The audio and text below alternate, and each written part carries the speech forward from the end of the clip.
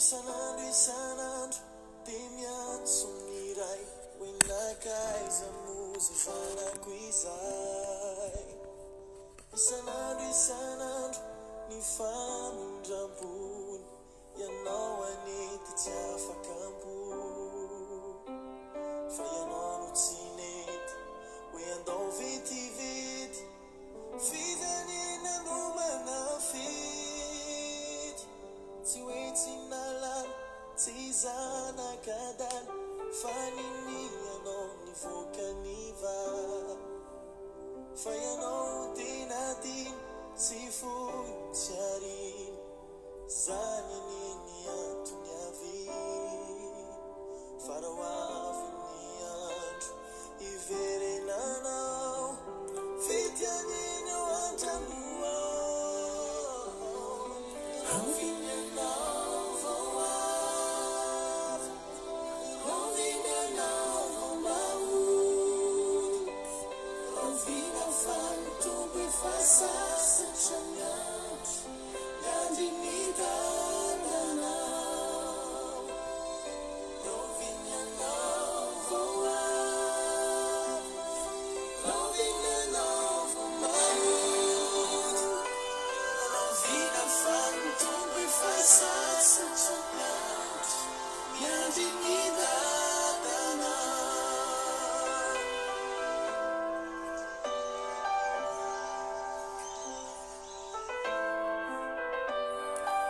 raha eo miantso anao zay am'izao maraina izao mankalaza anao zay manome voninahitra anao atreo indray ny fotoananay meoery sy fahasoavany zay ahafahanay mandray zava-panahy taiontsy raray azy amin'ny anarany Jesosy Kristy dinalefaniray lay tokaniray Jesosy anilay izy atrizay tonga izy hitady sy amonjy ny velo faramody ianao tsy mandeha fa ianao milaminy Jesosy lay iny fijaneno lalaniminy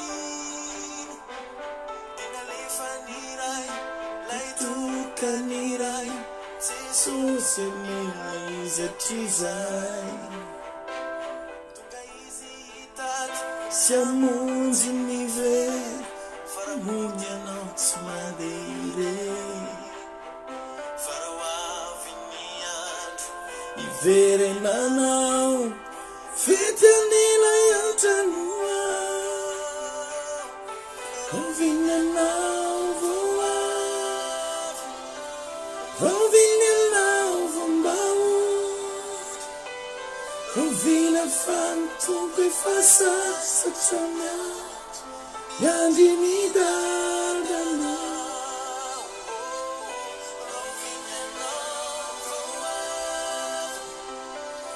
avinanao vao mbaody avina fanotombo efa sasatra ny andro yandrimidananao.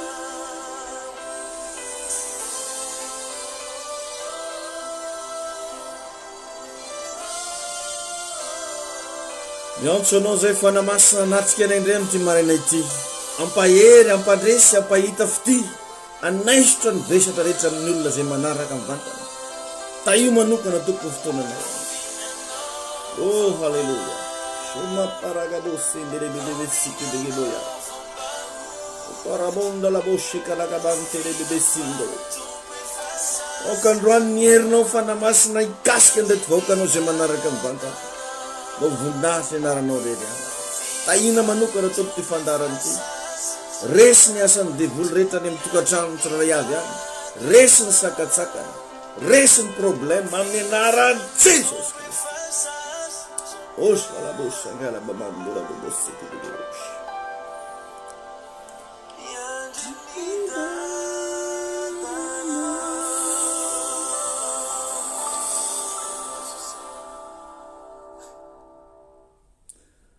Alleluia. Ampifaliana no iarabanantsika rehetra any amin'ny tokantrano zay misy atsika. Miaraka eto ndray tsika Pasteur David Rakotonandrasana no tafa aminao izara ny afatra Andriamanitra ao anatin'ity zoma maraina ity. Ka ka hoy amitsika rehetra hoe fiadanan'ny tompony ho amitsika menakavy. Androany tsika dia miditra tanteraka ao anatin'ny fotoanan'ny fifadikanina. Fantatsika tsara zany rehefa zoma ato ziona dia misy vavaka sy fifadikanina.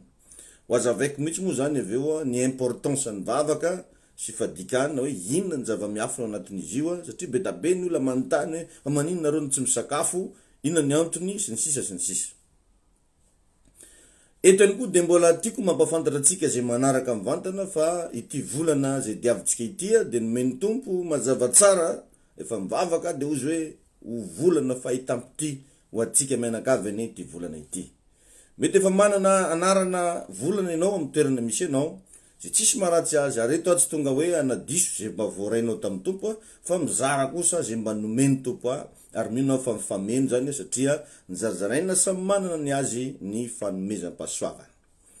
Volan'ny fahitampity dia ampita-potao antsika rehetra zandraky ziona zay ny anaran'ity volana ity ho antsika volan'ny fahitampity. Ka tononoko eto androany amin'ny anaran'i Jesosy ahita fity amin'ny endrika maro loko ane ianao amin'ny anaran'i Jesosy. Amin'ny projenao io, amin'ny activité zay ataonao io, ahita fity amin'ny endrika tsy takatry ny sainane ianao. Zany mino an'izany, ahita an'izany izy ary ho azo tsapahitanina eo amin'ny fiainany izany. Androany moa tsika dia iresaka aminao ny makasika ny sekren'ny vavaka sy ny fifadikanina. Io zany tsy hoe tokony fadianina itsika, fa tena sako ny milaza aminao fa tsy maintsy mivavaka isika ary tsy maintsy mifadianina. Nahoana tsy maintsy mivavaka sy mifadianina? Zao ry havana ny zavatra anankiray misy mbola tany amin'ny andron'i Jesosy Kristy no efa nisy qualité io resaka problème io, nisy karazany. Ndray andro rehefa mba nandroaka devoly ny mpianatra fa tsy mety voaroaka ny mpianatra mihitsy le devoly. Dia nefa rehefa noentina tany amin'ny Jesosy dia ozy izy Jesosy teny ndray mbava fotsiny dia fa nampiala ny demoniaka atao amin'le vehivavy, atao amin'le olona narary. Dia ino ozy ianao ny zava-nisy? Nanatona moramora ny Jesosy ny mpianatra rehefa aveo hoe ory mpampianatra fa inona ny tena zava-miafina fa efa nanao ny ainaitso zavatra zay nandroaka n'iny devoly iny fa tsy mety nivoaka. Dia ozy izy Jesosy voalohany aloha izy dia nono tsy finoanareo. Dia aveo ozy Jesosy iny karazany iny ozy dia tsy afaka raha tsy amin'ny alalan'ny vavaka sy fifadikana. Tadio havana fa ny vavaka sy fifadikanina dia fifandraisana amin'Andriamanitra. Fifandraisana amin'Andriamanitra. Fakana fahasoavana amin'Andriamanitra. Fampifandraisanao ny fanahinao amin'Andriamanitra. Zany hoe amin'ny fotoana ianao zany mivavaka sy mifadianina dia voky zay ny fanahinao. Ary raha voky io fanahy io dia matanjaka. Fantatsika tsara angamba fa na ny vatana voky ara dia tomady, salama, mavita zay rehetra tiana atao amin'ny fotoana voky. Dia ohatr'izay koa ianao raha vao mifadianina, voky ny fanahinao, afaka mihetsika ianao amin'ny tontolo ny fanahy, be da be ny zavatra azonao reglena amin'ny tontolo ny fanahy. Azadino fa ny fiainana dia miainga avy eo amin'ny tontolo ara-panahy zay vao hita aty amin'ny tontolo ara-nofo. Ka ny zavatra anankiray mbola tsy noentinao ambavaka, egal tsy mbola nidiranao tao amin'ny tontolo ara-panahy izy. Zay ry havana nisany mazava-dehibe ny fifadikana. Tsy hoe niady tamin'ny sakafo sika, tsy hoe mampijaly tena isika, fa ty ampifandray ny fanahintsika amin'Andriamanitra. Androany zao tsika dia magnatanteraka an'izany manomboka zao maraina zao tsika tsy misakafo fa hariva tsika vao misakafo. Ary misy vavaka sy fampianarana foya any am-piangonana rehefa aveo manomboka amin'ny 7 ora maraina. Azadino mitondra saritava. Tsy hoe tokony ho iateo fa tsy maintsy mifadianina. Ary raha mbola tsy fantatrao ny importance ny vavaka sy fifadikanina dia misanginy ho avinao ianao zay. Manao karazana blague ianao ny amin'ny avenir anao. Sady manokatra varavarana ho amin'ny fampitehana tsy ho ela. Raha ianao zany le olona manompo an'Andriamanitra, ianao le olona manana tanjona na hoe ananan'Andriamanitra antso ianao nefa tsy mety ianao hivavaka sy hifadianina dia misangany io antsonao io ianao zay ary manokatra varavarana ho amin'ny fampitehana. Ao amin'ny bokin'ny Timoty zao Timoty voalohany toko 2:9-5 dia mampianatra ny Baiboly. Timoty voalohany toko 2:9-5 ozy hoe amin'ny anaran'i Jesosy koa tiako ny lehilahy hivavaka eny tontolo eny manandra-tanana masina tsy amin'ny fahatezerana na amin'ny fifandirana. Tiako izy ny lehilahy anandra-tanana. Nendray ry havantsika raha vao mahita olona mivavaka manandra-tanana dia lazaintsika fa secte. voilà karaha manandratana ndraiky zareo secte vakio baiboly fa tsika manao zavatra biblique ary profotsika amina verset fa tsy hoe manonao foana tsika le izy koa tsy question fanatisme tsy question hafanampo fatany fa irany baiboly mihitsy tsika manandratana satria ndray misy mpanompotan'Andriamanitra ampiangony ndao iaraka nandratra ny tanatsika ivavaka de tsy sasany metretran'izy igny hoe inona ndray zavatra ohatsy ty vakio baiboly amin'ny Timothée voalohany toko 2 fa Andriamanitra mihitsy miteny hoe tiako izy ny lehilahy manandratana de ao amin'ny salamo fa 1:7 ny andininy faharoa psaume 141:2 ozy hoe aoka ankeo anatrehanao mandrakariva tony didikazomanitra ny fivavako David eto no miteny aoka ozy izy ankeo anatrehanao mandrakariva tony didikazo mandrakariva ny fivavako ary toy ny fanatitra hariva ny fanandratako ny tanako toy ny fanatitra hariva ozy izy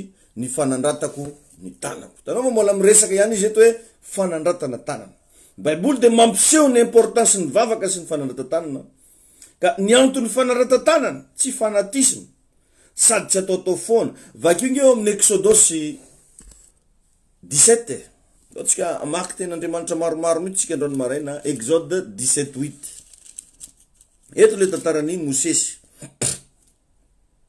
mivaky toy izao amin'ny anaran'i Jesosy Exode 17:8 amin'ny anaran'i Jesosy mivaky toy izao manao hoe ary tonga ny Amalekita ka niady tamin'ny Israely tao Refidim de io Mosesy tamin'ny Joshua nifidiana lehilahy ho atsika de mandehana ka miady amin'ny Amalekita rapitso de ijoro eo an-tampony avonao ka hitana ny ten'Andriamanitra ety an-tanako ary Joshua de nanao arak'izay efa nilazain'i Mosesy taminy ka dia tamin'ny Amalekita dia niady tamin'ny Amalekita izy ary Mosesy sy Arona sy ora kosa niakatra ao an-tampony avona ary raha nasandratra Mosesy ny tanany de nahery ny Israely jereo tsara raha nasandratra Mosesy izy ny tanany de nahery kosa ny Israely fa raha nampidiny ny tanany de nahery ny Amalekita fa efa vizana Mosesy Arona sy ora dia nanoana ny tanany ka niray tamin'ny anila ary dia nakavato izy ro laho izy ao amin'ny andininy fa 1:10 ary raha nasandratra Mosesy ny tanany de nahery ny Israely fa raha nampidiny ny tanany de nahery kosa ny Amalekita fa efa vizana ny tanany Mosesy ka de nakavato izy ro laho ka nataony teo ambonin'ny Mosesy ipetrahany ary Arona sy ora de nanoana ny tanany ka niray tamin'ny anila ary niray kosa tamin'ny anila de naharitra tsy nidina intsony mandra-pahafatin'ny masoandro ary Joshua de nandresy ny Amalekita sy ny olony tamin'ny elan-tsabatra ary hoy Jehova tamin'ny Mosesy soraty eo amin'ny boky izany ho fahatsiarovana ka ambarao amin'ny Joshua fa ho foanako tokoa ny fahatsiarovana ny Amalekita tsy eo ambany lanitra de nanorona altara Mosesy ka nanao ny anarany hoe Jehova Nisi fa hoy izy Jehova ny anina hoe niadiny Amalekita niadiny Jehova amin'ny Amalekita de tsy tsahatra hatramin'ny taranany faramandimby tanao tsara zany eto fa mametraka foana ny baiboly ny importance ny vavaka indrindra ny fanandratantana teto rehefa niady Joshua Mosesy nanao karazana intercession tamin'ny fotoana onya ny sandratra ny tanany Mosesy de resy ny fahavalo tamin'ny fotoana nidina ny tanany Mosesy dia resy ny Israely jereo zany fa ny vavaka de misy heriny lehibe indrindra fa ho amin'ny fandresenao ka niadiny Jehova amin'ny Amalekita ozy izy de tsy tsahatra mandrakizay ny nafahany Joshua nandresy ny Amalekita teto de tsy sabatra tsy force teny aminy na hoe fitaovam-piadiana teny an-tanana fa nisy vavaka nasandratra tao ny dikany amin'ny fotoana misandratra ny vavaka de misy fandresena laza hoe amen ny fahombiazana any amin'ny sehatra maro isan-karazany any de miainga avy amina vavaka matoy ianao zao mandresy mahomby mety ny zavatra ataonao misy olona nijoro mivavaka ho anao io ihany koa ny atao hoe couverture spirituelle na hoe firakotra ra-panahy amin'ny fotoana ianao manana ray aman-dreny, manana pasteur, manana mpanompoandriamanitra mivavaka ho anao, zay olo zay no antsoina hoe couverture spirituelle ho anao. Ka mba miangavy anao ataovy zay mba amaivana n'io couverture spirituelle anao io. Ataovy zay mba amaivana ny pasteur anao. Jereo fa mamelesina izy teto. Nila nampina Mosesy mba ahafahany tanany misandatra. Ny mpanompon'Andriamanitra revana tsy andeha hitaraina aminao zany mihitsy.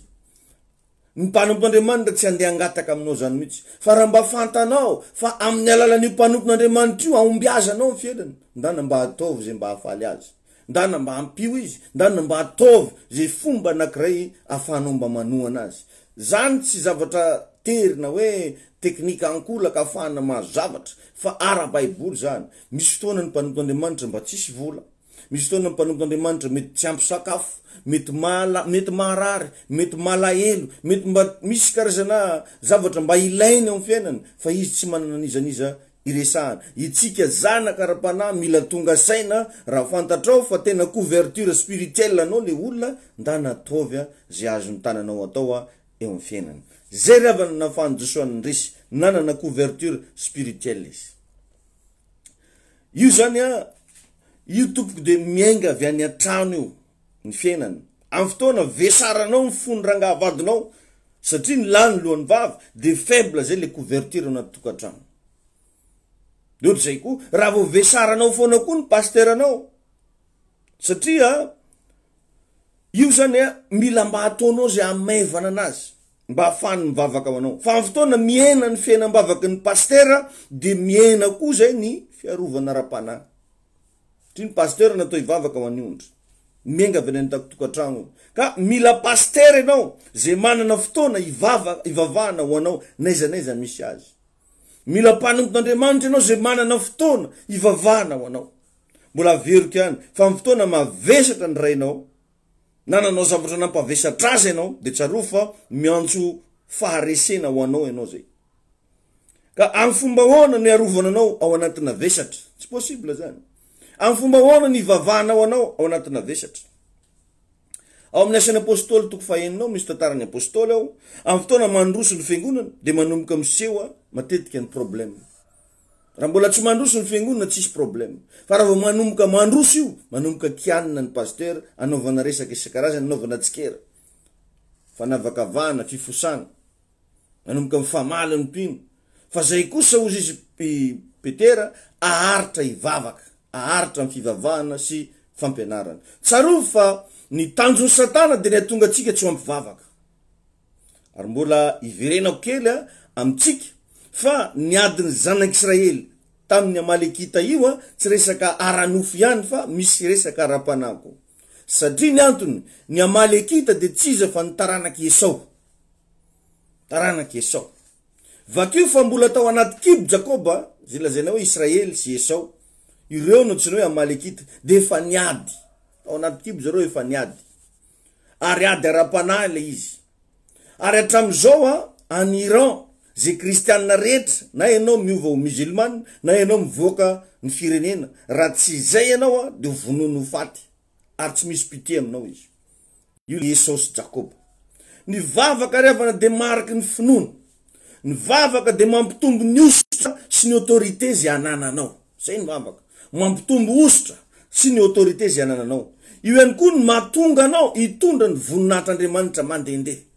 Raha anao ampivavaka, raha anao olon'ny fifadikana, lasa mitondra ny voninahitr'Andriamanitra mandehandeha anao. Zay le izy ravana. Ka raha vao tsy ampivavaka zany de mazava ho azy fa tsy ampy autorité. Jerenao fa tsy misy zavatra manaiky anao zany misy fotoana. Hoentinao ambavaka ny zavatra anankiray fa ohatrany tsy mandeha satria tsy manana autorité anao, tsy ampy le autorité. Satria tsy ampivavaka. Satria olona tsy tia mifadianina sy ny sisa. Mandre anao ny zavatra rehetra fa tsy manaiky anao amin'ny fotoana tsy ampivavaka anao. Ny lakile ny avana na ny fanalahidy dia vavaka. Tsisy ankoatran'izay. Fanalahidin'ny fiainana dia vavaka. Raha te hahita vahaolana mivavaha. Raha te hahita fandresena mivavaha. Raha te hahita fagagana mivavaha. Amen. Raha vao tsy ampivavaka ianao, tsy ampy autorité. Rehefa nisy fotoana tao anaty baiboly tao nisy tantarany zanak'Israely zay saika oringaniny Filistine, ringianiny Amalekita. Vakio ny tantaran'ny Estera. Rehefa nandalo Amana, de niankoka ny olona rehetra, zay mihitsy zany lalàna ny foroniny. Fa mandalo Amana de miankoka ny olona rehetra. Fa i Mordekay rery no tsy nety niankoka. Tezitra ity lehilahy antsoina hoe Amana ity, ary nitory tany amin'ny mpanjaka izy mba hamonona ny jiosy rehetra tamin'ny daty anankiray zay voafaritra mazava, sady efa namboatra azo izy zay agnantonana ny Mordekay. De vakio tsara fa tsy resaka boteny na mahany Estera ny tantara, fa na de anisan'ny tsara tare indrindra azy izy, zay nasolo ny Vasti, tsy ny sarmeny ny mpanjaka, tsy nanaovany teny miangola, fa fantatra Estera ny prinsipa, tsy na fa fifadikana. Ny antony io de satria i Amana de taranaky ny Amalekita, zay le Amana taranaky ny Amalekita. Rehefa voalaza tarifa ny adiny Jehova amin'ny Amalekita de tsy tsahatra ozy hatrany amin'ny taranaka faramandimby, satria Amana taranaky Amalekita. Ny dadany Amana no nantsony olona hoe Agagita. Amana Agagita, io zany no papanga Agagita tao amin'ny Agaga, ao amin'ny 1 Samuel 15 3-8. Teto Saul le nirana namono ny olona rehetra, fa ny taranaky Agaga io tsy nivonono. No dikay Saul ny teny Jehova amin'ny 1 Samuel 15, de tsy nivonony i Agaga sy ny matavy rehetra. De io no niteraka ny Amana, rehefa anao revanche tamin'ny zanak'Israely no tanjony voalohany raha vao nahazo fanjakana izy. Ary ao amin'ny 1 Tantara 4 41-43, tamin'ny fotoana niady tamin'ny Amalekita Saul, de mbola tsy ny Amalekita rehetra koa no maty, fa mbola nisy 500 lahy ambiny nandendeha tany. Amin'ny 1 Tantara 4 misy an'izay, nisy 500 lahy ambiny nandendeha tany, zay taranaky Aga mpanjaka. Anisan'ireo i Amana. Ka ny tanjony Amalekita de ny anafona ny Israely tsy eto ambony tany. Zay ny tanjony. Ka niadiko amin'ny Amalekita ozy Jehova de tsy farana hatramin'ny taranaka faramandimby. Ao amin'ny Deutéronomia 25 ao, raha mamaky ianao, teny andalana ho any amin'ny tany Kanana ny zanak'Israely. Ka eo mihitsy matetika ny Amalekita no mipoitra itsena sady mamely ny vodilala.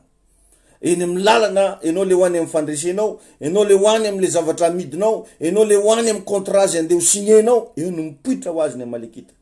Ka mbola misy riavana io fanany Amalekita io mandrak'androany. Ka amin'ny fotoana tsy ampy vavaka isika, de resy satria ny fiainana de ady, combat, la vie c'est un combat. De raha vakinao ny tantaran'ny Samson, rehefa nandeha izy, de tampotampoka teo nisy lina ny poitra, zay tsy fantatra hoe avitaiza na avitaiza. Ma imagineo nge anao zany zao tonga any bazary kely, normal be vera hoe igny anao mahita liona, ny poitra ho azy. Nefa zay ny zavatra nisy tao amin'ny Baiboly. Mba tonga eo ianao amin'ny toerana anankiray tsy ampoizinao, eny tonga de misy fahavalo. Ny tanjony ity liona ity zay nipoitra tamin'ny Samson, de ny anakana ny Samson tsy ho any amin'le tany voatendry. Noho izany, raha misangy lava ianao miresaka vavaka, de izy fitahina zay tsy ho azonao mihitsy fa votsotro. Raha vao ianao manao blague foana hoe za zany tsy mavita mivavaka, za zany ndesinareo mivavaka, de misy karazana fitahina votsotro foana. Vakio no Osea 7:7. Zany hoe efa tonga ny fotoana hitahinanao, fa kosa amin'iny fotoana iny mihitsy no misy mamoaka ny faharatsinao. Possible tonga de misy manaratsy ianao, possible tonga de misy mitory eny amin'ny lehibenao ianao, possible tonga de manao zavatra isan-karazany. Mba imagineo nge ohatra hoe nisy olona te hanampy anao, fa tampoka teo nisy nanaratsy anao tany amin'le olona zay nahakivy azy nampiemotra anazy. Io adiny Amalekita io mampatsiahy ny ereranao taloha. Zay le izy matetika. Ny ereranao foana ny poipoiriny. Io ne olo loatra an'izao e, io ne olo loatra an'ry. Zay le ady amin'ny Amalekita. Ka eo indrindra riavagna no ilana ny antsoina hoe vavaka. Satria matetika atsika tsy hitatsika ny importance an'io. Ka ny fomba iadina amin'ny fanaratsiana, amin'ny fotoana aratsiratsian'olona ianao, na marina ianao na tsy marina, fomba anankiray voalohany vavaka, mivavaha, resao amin'Andriamanitra le izy. De aveo mila atrena le izy, atreo fahazandosirany. de aveo a mila fahanginany aza mitabataba fa mangina. Ny olona manaratsy anao rehefa mangina anao lasa daly izy. Tsy hainao hoe atao ahoana ianao satria anao mangina. Ny olona mangina tsy hainao tezitra na faly. Mangina fotsiny ianao. De raha sendra moa ka nataonao izy mieky. Jesosy Kristy zao rehefa nampangaina de nieky izy. Enao ve mpanjakany Josy izy hoe zaho zino izy. Ka averiko eto ihany aza zatra manavesatra ny mpitarika anao fa lasa misy fiantraikany ratsy ho anao zany. Raha manana olona ianao mitarika anao aza atao zay mampavesatra azy. Vakio ny nafahan'ny zanak'Israely nandresiny Amalekita de noho ny fisiany leader teo amin'izy ireo zay nitarika azy sy nivavaka ho azy. Zay no mahatonga na mivavaka ho anao foana naizanaiza misy ahy. Rehefa tsy te hivavaka ianao de mivavaha.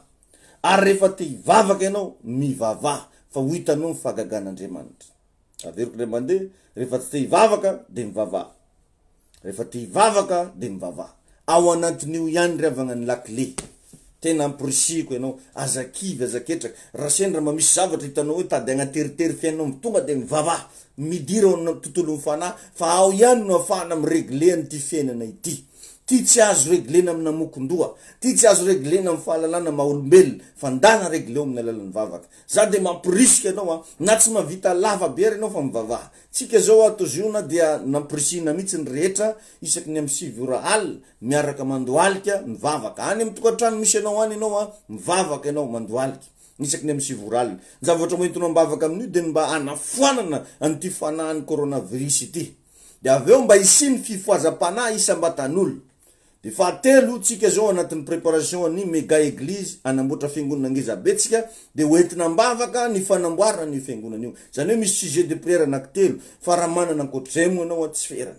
Fa reo zany mba hiarahantsika amin'ny tolona hidirantsika amin'ny tontolo mifanahy mba ahafahantsika mandresy. Ka eto amelony amaranako ny fotoana te hivavaka manokana ho anao ho hitanao ny fiantraikany ty vavaka ataoko ty raha tena mino anao. Ary tena mba mingavy anao mihitsy mba anana fotoana kely tsy haiko firy segondra mety mba anananao mba hivavaka ho anao manokana. Vavakatsika amin'ny anaran'i Jesosy. Miantso ny anaranao Jesosy amin'izao fotoana izao. Mandray ny hery sy fahefana manapatapaka ny ozona rehetra. Mandevina ny fanahin'ny fahavalo.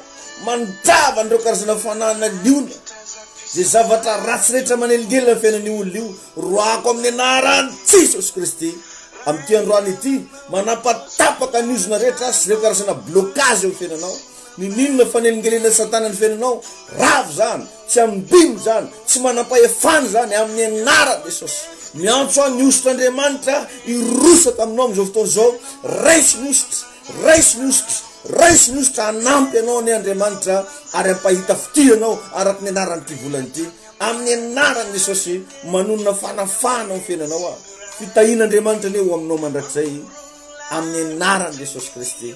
Oka ho tahina mihoatra ianao, oka andresy ianao, oka hita ny voninahitr'Andriamanitra ianao amin'ny anaran'i Jesosy Kristy. Ho tahina ne ny tokantrano misy ianao, ho tahina ny toerana zay andehananao, ho tahina ne ny aktivité rehetra zay ataon'ny tananao amin'ny anaran'i Jesosy Kristy. Sotra fanamasinao mankasitraka tompo amin'ny anaran'i Jesosy. Amen. Tiko ianao mba hisotra an'Andriamanitra, mba misoran'Andriamanitra ao anatin'ny fotoana foy tenenao hoe tompo misotra anao tenenao hoe misotra Jesosy eo misotra fanamasina. Isandrato mivavaka ao amin'ny anaran'i Jesosy Kristy. Zay ny fahafahantsika miaraka teto efa aveo moa misivora ry am-piangonana ny vavaka sy fadikanina zay mitondra sarim-bava mivavaha foana mivavaha hatrany ary tezao ny vatanao mba hivavaka. Aoka ianao mba andray ny fanambavaka manomboka zao. Zay ravagna ny fotoana nafahantsika miaraka teto ka mino fa nitondra sosy fahombiazana ho anao ny zavatra rehetra zay natao teto. Ka ny numéro téléphone nafahantsika mifandray de ny 034 43 858 15 034 43 858 15. Zay ravagna fa dia mandra-piona mandrapitafa indray manaraka antsika ny fahasoavana. Be bless.